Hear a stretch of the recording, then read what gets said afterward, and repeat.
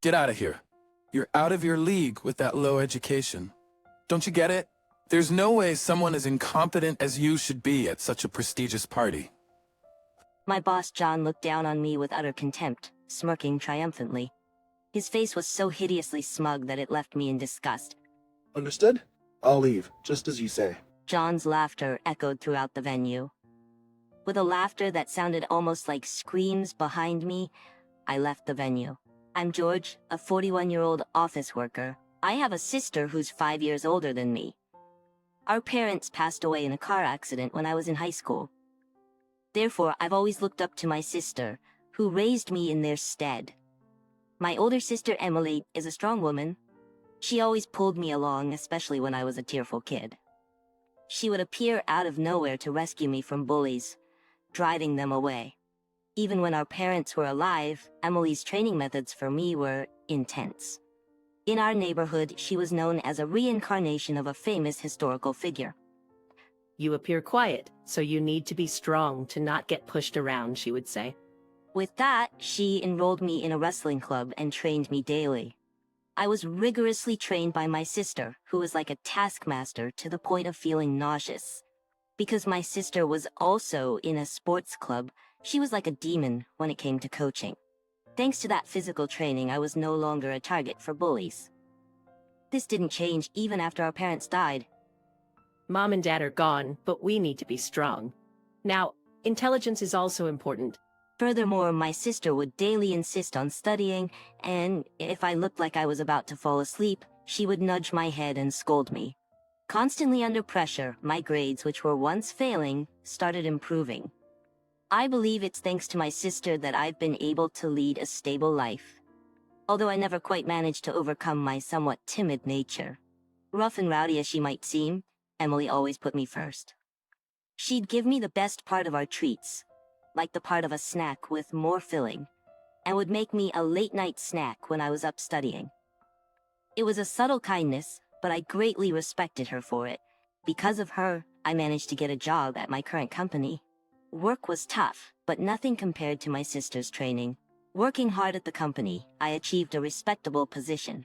And it was my childhood friend Jessica who always supported me. You really stick with me despite my timidity, I'd say. You're not timid. You're kind, George. Avoiding conflicts and seeking peaceful resolutions is hard. That's why I've always liked you. In that way, Jessica always supported me. She was always there, unable to leave me alone, and now she's my wife by my side. When we decided to marry, Emily asked, "Are you sure about my scatterbrained brother?" But when alone with Jessica, she'd say with tears in her eyes, "A sister always worries about her brother. Please, take good care of George." When Jessica got pregnant, Emily sent us health products and quit smoking, a habit she loved for the baby's sake. I still feel cherished by my sister. Now she's a great aunt to my daughter. We named the baby Sarah, and she's growing up well. She's honest and loves to study. She took college entrance exams because she really wanted to pursue a specific field of study, but due to a high number of applicants, she didn't get into her desired college and is currently taking a gap year. When Sarah didn't pass the exam, she cried, but quickly shifted her focus to reapplying. She said she'd work part-time to earn money for her gap year, but moved by her resilience, we decided to financially support her during this time. Thank you, Mom and Dad. Sarah said with tears, grateful as she dedicated herself to studying. We occasionally have her join in on family events at work, hoping it helps relieve her stress. Don't overdo it, you'll wear yourself out. I'll be fine, Dad. A few hours after such conversations, I smile with my wife, Jessica, as we cover a studying Sarah with a blanket. I've built such a happy family, and am satisfied with my life. The company I work for is a great place. George, thank you. Your clear instructions make our work easier, my colleagues say. It's nice to hear that. There's a friendly atmosphere in the office, with everyone helping and supporting each other. Whenever I had free time, I actively offered my help around. I found joy in helping my juniors grow. Hey, you incompetent? Think you're in a position to talk like that? John's arrival instantly sours the previously comforting environment. John was headhunted from his previous company and became our boss. He's particularly fixated on academic credentials. Being about 10 years younger than me and already in a position of authority, his pride seems immense. Everyone listening to this lowly educated man will only make you dumber. You know? Everyone listening to this lowly educated man will only make you dumber. You know, I graduated from an elite university. John seemed quite proud of his educational background, bringing it up at every opportunity. He would go on and on about how hard he worked for his exams and the wonderful lectures he attended in college, stories from over 10 years ago. He even asks each junior about their educational background. Hey, where did you go to college? He would interrogate the juniors about their educational background and alma maters, and if he found his to be superior, he would snicker condescendingly. If he considered theirs to be slightly prestigious, he would become irritated and even inquire about their high schools. What a waste, coming from such a good high school and ending up like this. Your parents must be so disappointed. He seems unable to rest without belittling something. I've always felt that actual work performance is more important than educational background. If he has time to brag about his education and mock others, he should focus on improving his work performance. After boasting, he'd just play on his phone, which was exasperating. However, since I'm his main target, I knew he wouldn't consider my opinions. Hey, which university did you attend? Tired of his pestering, I tried to evade the question, but he persisted. Harvard University? Yale University? No. Some other national or private university? Could it be you're a vocational school graduate? His attitude was increasingly irksome. Can you please focus on work instead? Just as I was about to continue, John burst out laughing. So you're a high school graduate? No wonder you can't say it out loud. High school graduates aren't really decent people, are they? John burst into a fit of laughter, calling it a masterpiece. After labeling me a high school graduate, he ridiculed me fully. Even with his previously haughty attitude, he used to call me by my name. Hey, incompetent. After that conversation, he started referring to me as incompetent. Well, that was still bearable. Since the persistent annoyance towards the juniors was now focused on me, I thought it was better for me to take it quietly to protect them. But then it started affecting the work. Hey, incompetent. Take care of this task. Isn't this your assignment, John? And isn't the deadline tomorrow? An almost untouched project with a looming deadline was passed on to me. Despite always being on his computer, I wondered what he had actually been doing. You're incompetent, so having this much work should light a fire under you, right? Wait, this means overtime. Of course it's overtime. Consider this a drill, a growth opportunity. Be grateful to a senior who's giving you a chance. With that, John left early for a night out, leaving the task to me. It was a crucial project from a client whose trust was vital. If not completed by the deadline, it would harm our company's reputation. But the workload was too much for one person. There's no need for such harsh words. Don't worry, George, we'll help you. Don't worry, I live alone. It's fine if I stay up all night. At that time, my juniors, having overheard the conversation, offered their help. I was truly grateful. I informed my wife, Jessica, that I'd be pulling an all-nighter, and somehow we managed to finish the project. I felt sorry for my juniors, all of them sporting dark circles under their eyes.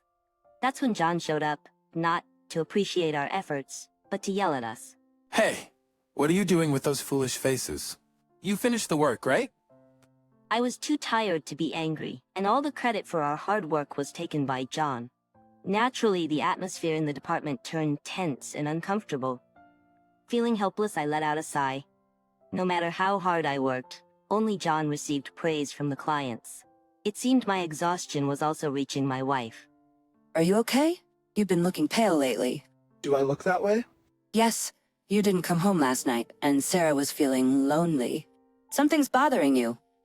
Would you like to talk about it? Weary, I ended up venting to Jessica.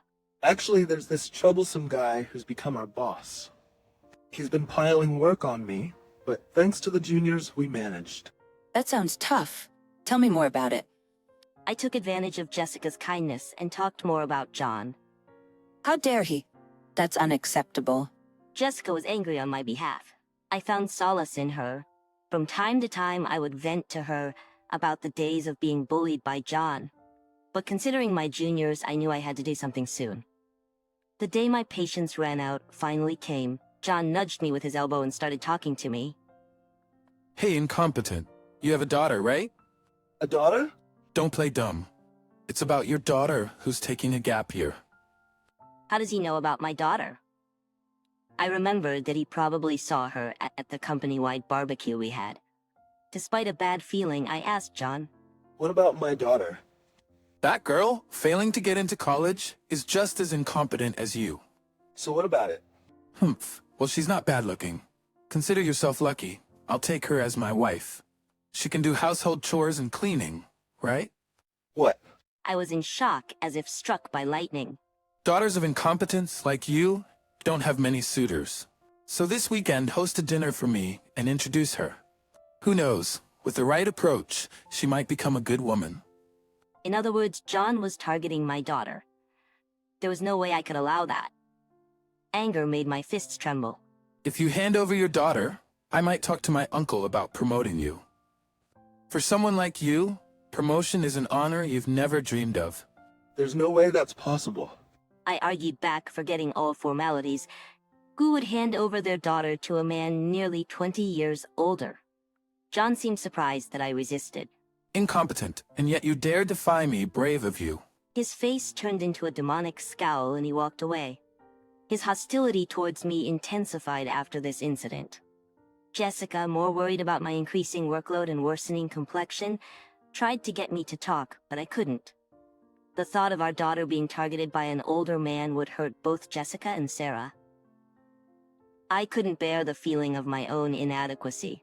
George, join me for a drink. It's been a while. Emily, One day at work, my sister called out to me. My sister and I worked at the same company. Though we were in different departments and positions, occasionally she would drag me to a drink. Jessica told me a lot. Don't make them worried. Emily saw right through me. Jessica, who admired my sister, often hung out with her. They shared stories about me, even embarrassing ones from when I was a baby. Still, I was glad they got along well. wow, Jessica told you all that? Yeah, there's a bad apple at work, isn't there? My sister pressed me while I hadn't confided in her sooner. Huh, talking to Jessica made things easier. I know you're worried, but really, we'll get back to that. You're still hiding something, aren't you? I flinched. I could never keep secrets from my sister. She always saw through my attempts and forcefully made me spill the beans. But this time was different. I could bring myself to speak about John targeting my daughter. As I hesitated, my sister put me in a headlock. Despite her age, she's still as strong as ever. Ouch, ouch, let go. Just talk, will you? You always overthink and make things more complicated. Speak up now, or it'll get worse. I gave in and told her about Sarah being targeted. Is that so? Well, all right. Leave it to me. My sister had a look on her face I had never seen before, truly fitting for a demon. Rumor has it that John is a notorious playboy in the nightlife scene. How could I ever give my precious daughter to such a vile man? I reaffirmed my resolve to stand against him. Hey, What is it? you know you can still change your mind. John approached me again, smirking meaningfully. As I've said many times, I refuse. Is he that desperate for my daughter? Then can't be helped. Maybe I should take your wife instead. Your wife would prefer an elite on the fast track like me over a futureless high school grad like you. How far will John go to mock me? Please stop the insults. You say something? Incompetent words don't reach my ears.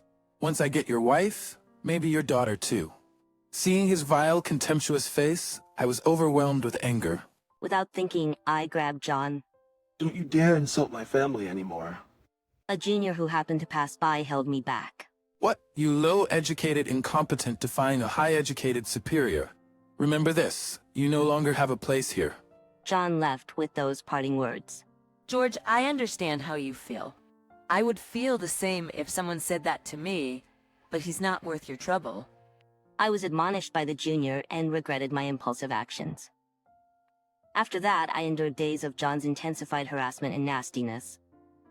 A few days later, we received news that the current president of the company was retiring, and a new president would be appointed.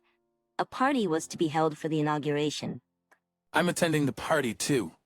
Got my invitation first, me. John was unusually talkative.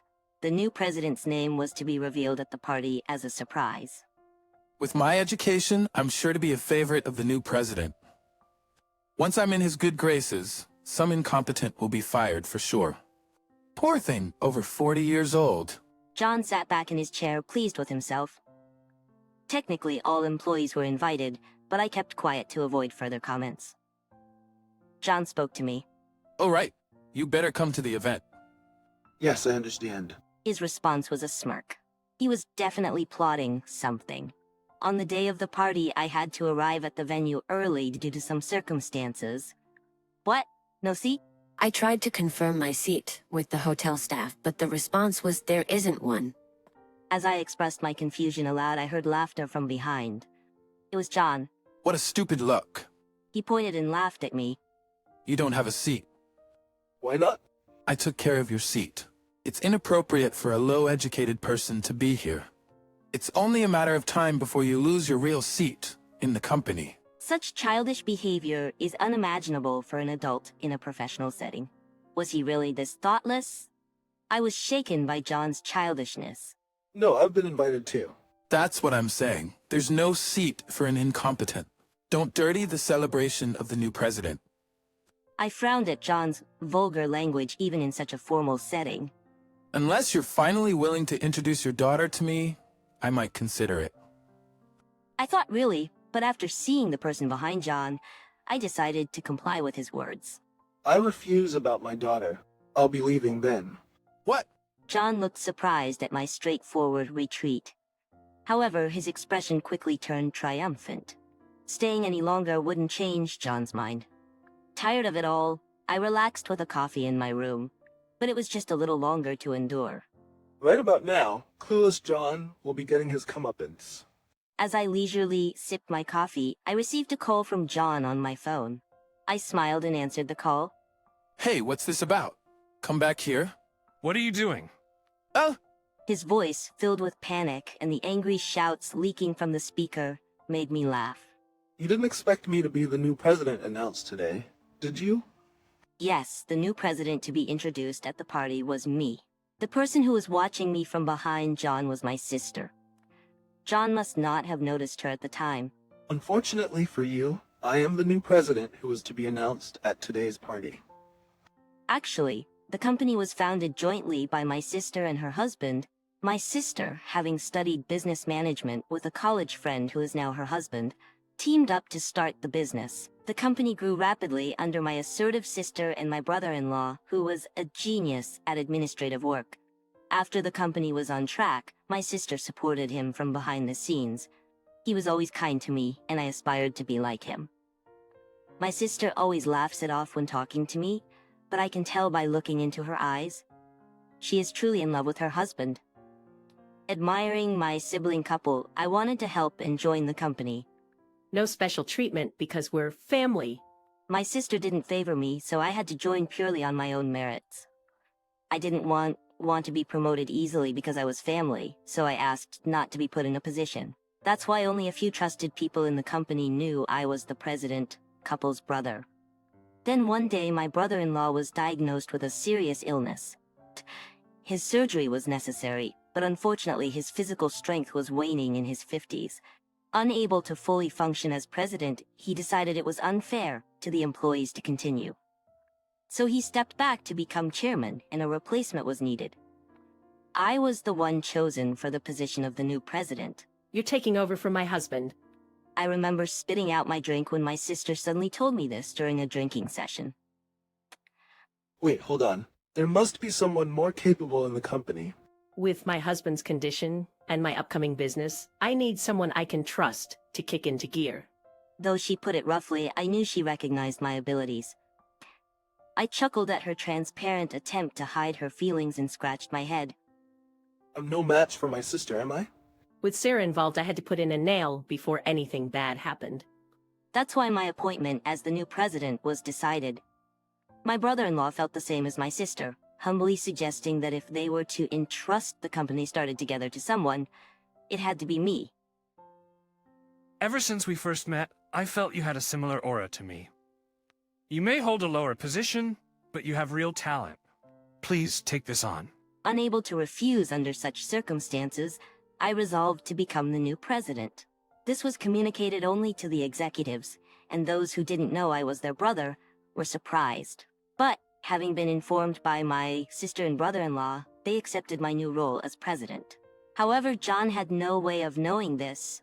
Even if I told him the truth, he would have dismissed it as a lie. So I didn't think it mattered much. This party was meant to officially announce me, a family member of the former president, as the new president, and to celebrate the full recovery of my brother-in-law. But since the new president was turned away, the plan was disrupted, and instead, it became a place to denounce John. Especially as my brother-in-law, who was just recovering from illness, was not fully aware of the situation and became even angrier. While on the phone with John, I opened my messaging app and saw a text from my sister, "Come back immediately." I got up and left the room. I had booked a hotel near the company, so I ordered room service coffee in my room. Therefore, I was able to return to the venue immediately. I had to go right away, or else not only John, but also I might be reprimanded. Sorry to keep you waiting. As I entered the venue, everyone's eyes were on me. It was my first time receiving so much attention. Somewhat nervously, I headed towards my sister. Phew, you're here. So what about this fool? There were my sister smiling frighteningly, and my brother-in-law with an angry expression. John was trembling like a frightened deer. Wait, this is a joke, right? Someone incompetent like George can't be the new president. What are you saying? He's our brother. But he is. How dare you refer to the new president like that? My brother-in-law's angry shouts echoed through the venue. Despite having been ill just a while ago, his anger was impressive. That's when John finally apologized to me. I'm sorry. His apology might have been due to his confusion, but it didn't seem sincere. Above all, his eyes remained glaring at me. No need for apologies. I have no intention of forgiving you. Without looking at John, who was offering an apology, I responded, and then smiled at my sister and her husband. Sorry, guys. Don't worry about it. As the new president, you need to establish authority. So, President, what will you do with John? It seemed my sister and brother-in-law were giving me a chance to say something to John before they made their decision. I nodded with a smile and turned to John. John, I have a lot to say to you. Of course, I was angry about being called an incompetent with low education. I paused for a moment before continuing. But what angers me most is your attempt to involve my daughter. At this, the room buzzed and everyone looked at John with disdain.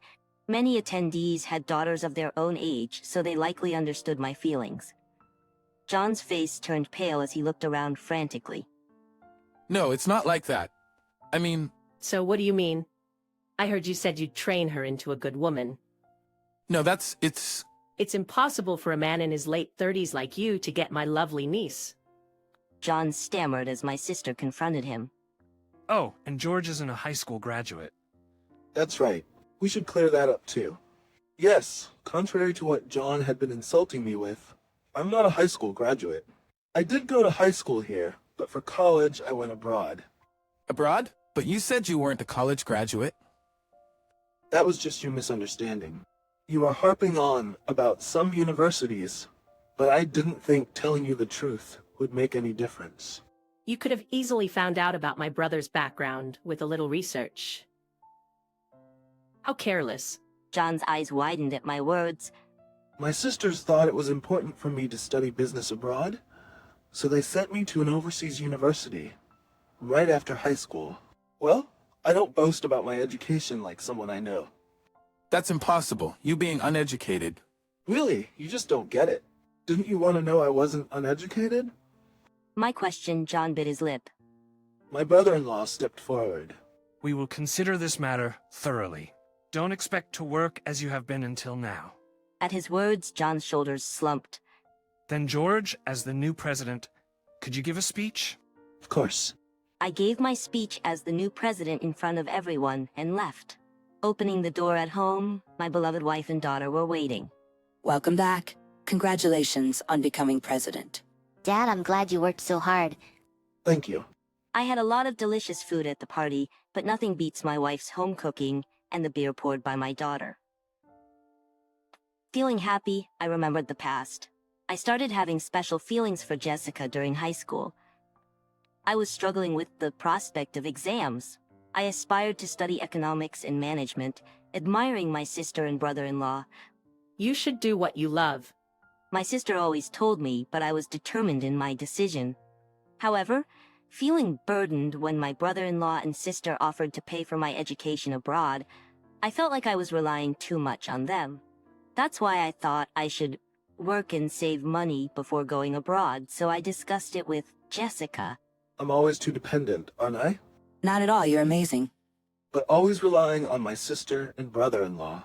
Then Jessica took my hands and looked straight into my eyes. That's not true.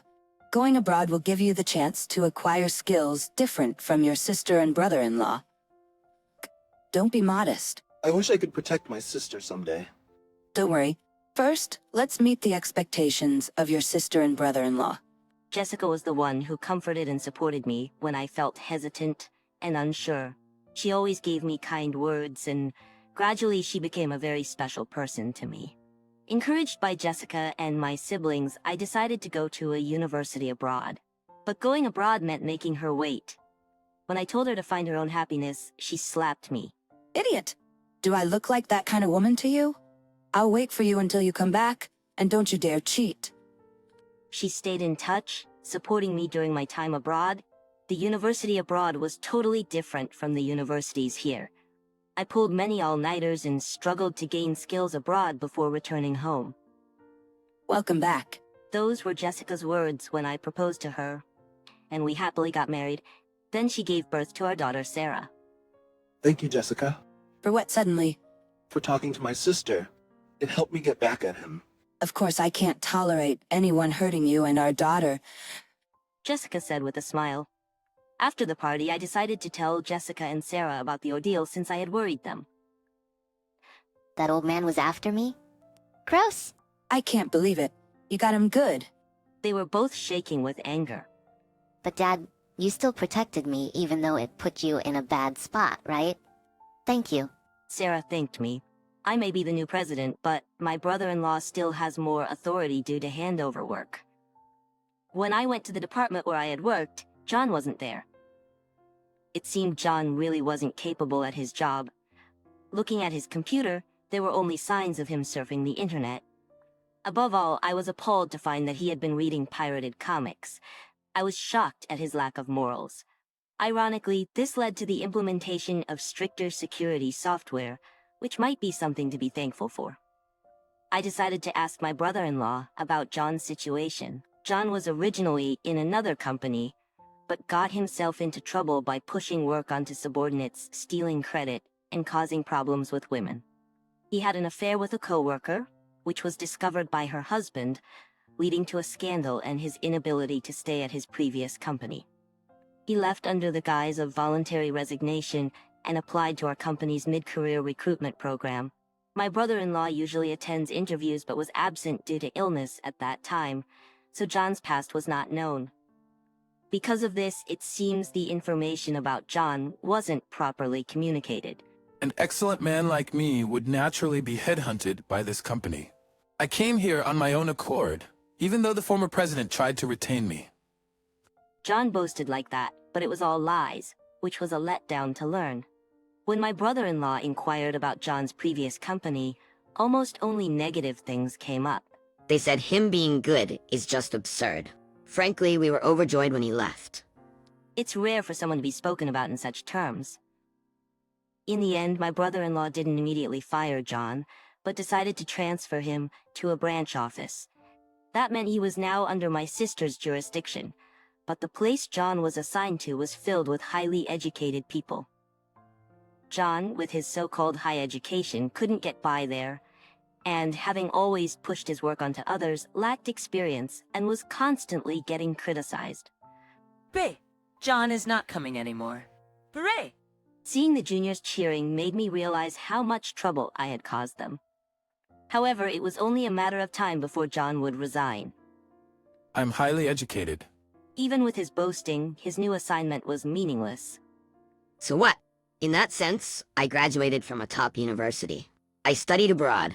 I don't boast about it, but can you please get to work? I'm your supervisor, who you look down on as just a high school graduate.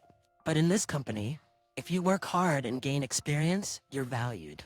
Education doesn't matter here. Days of getting such responses and the news about him targeting my daughter leaking out made it unbearable for him. If colleagues and superiors didn't work out, he started hitting on women with lower education than him. Hey, if you date me, I'll help you with your work. Just be nice to me. The day he made such an advance, he was immediately called out by everyone. What? That's not okay in this day and age. I'll sue you. Also, it's creepy for an older man like you to ask me out. John faced angry reactions every time he tried to approach the female employees. Eventually cornered, John started missing work without notice, and finally, a resignation letter was mailed to the branch office. He couldn't endure it anymore. His previous ways didn't work, and being ignored and logically defeated was too much for him. Putting someone who only boasts about their education in a place full of highly educated people is the best. They self-destruct on their own. My sister's strategy was impressive. That's how John was successfully ousted from the company. A few months later, during a family dinner, we were walking home when I saw a man with greasy, unkempt hair and shabby clothes. His eyes were bloodshot, and I almost looked away, but then I noticed he was muttering something. "It's all your fault because of you all." It's all your fault because of you all. Wondering what he meant, my sister suddenly exclaimed, "Ah, John!" Ah, John? Yes, it was John.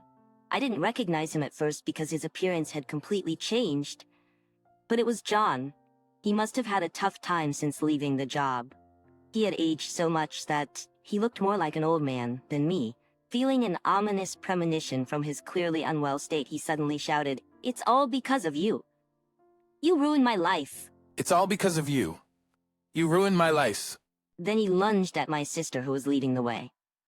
Instinctively, I stepped forward, grabbed John's arm, and threw him over my shoulder with a classic wrestling move. It was a moment where the skills my sister had drilled into me came in handy. As I looked down, John was writhing in pain and unconscious. I was glad to have protected my family, but using my skills on a civilian could hurt them a lot, so I was sweating internally. The police were called later, but my sister and witnesses explained the situation, and it was deemed self-defense against a grudge. You did well. Thank you. I felt relieved and confident that I could protect my sister and her family. Jessica was worried about me, but Sarah was excited, cheering, "Good job, Dad." Upon checking with the police later, it turned out that John had caused other problems as well, leading to him receiving a prison sentence. To prevent anything like that from happening again, I moved to a more secure house. With hard work and sweat, Sarah got accepted into a university. Indeed, it was a tough path, due to the university being at the forefront, but I'm truly glad that my daughter's efforts were rewarded. While embracing my weeping daughter, we all rejoiced. Then, Sarah was set to leave home for university. We will miss Sarah. Yes, but it's a joyous beginning for her. Let's wholeheartedly celebrate. That's true. Though it felt lonely to have one less light in the house, we sent off Sarah, who was waving from the train with a radiant smile. Now, I must firmly take on my role as the new president. I am grateful to my strict sister, my kind brother-in-law Jessica, who supports me wholeheartedly, and my daughter Sarah, more precious than life itself. I am reminded to be thankful for all the people who have supported me and made me who I am today.